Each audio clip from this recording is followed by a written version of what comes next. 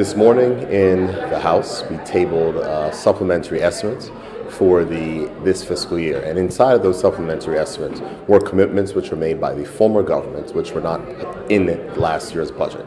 And so these would basically be commitments that have been made since the budget was done, prior to the election happening, that the former government had entered into contractual agreements with organizations and did not have those monies budgeted. So the rules inside of the Constitution require that supplementary estimates be tabled at the earliest opportunity when there are funds that cannot be found to meet these type of expenditures, or if there are funds that arise that are not budgeted for. So we tabled those estimates so we can make it clear to the public what items were committed to by the former government, contractual obligations which you have to pay for.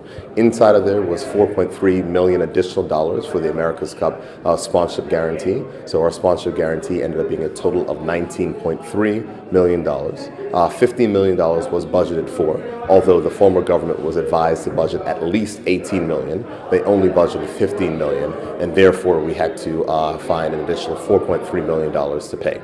In addition to that, there was $1.9 million for the redevelopment of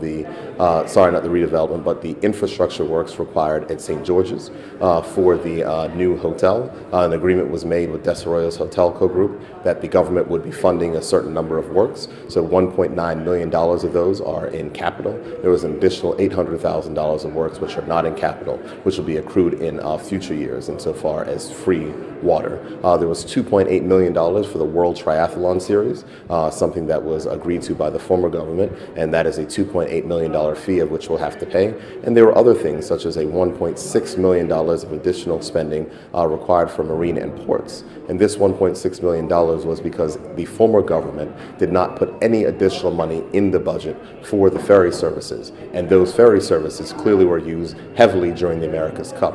And because there was no additional monies that put in, when we came into office, they had expended their fuel allowance and their overtime, or it was about to expire at the end of August. So we had to find additional monies for them. There are a number of other things, such as the Casino Gaming Commission. An interesting one is the $290,000 to relocate the post office mail facility at the airport to another location.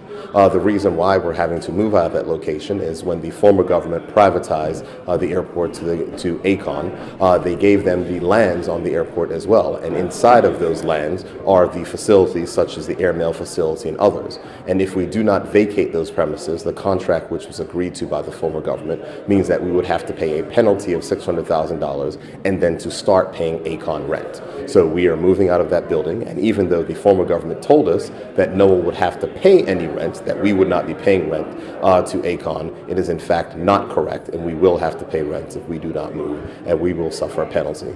And there are a number of other measures, such as the repair to the weather radar system, which is $250,000.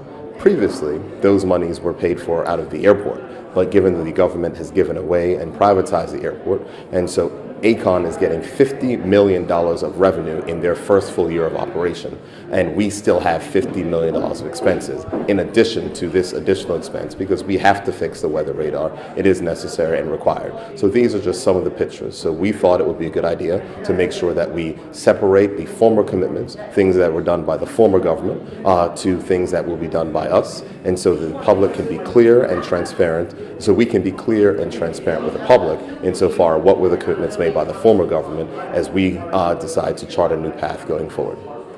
How do these supplements affect the plans that the government has moving forward?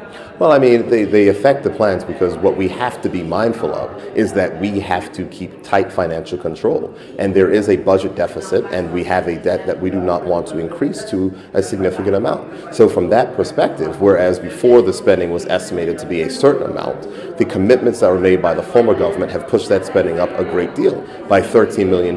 So we're either going to have to find some type of savings somewhere else, or we're going to have to figure out a way to adjust it. But we thought that it was prudent to make sure that people knew exactly what was committed to by the former government.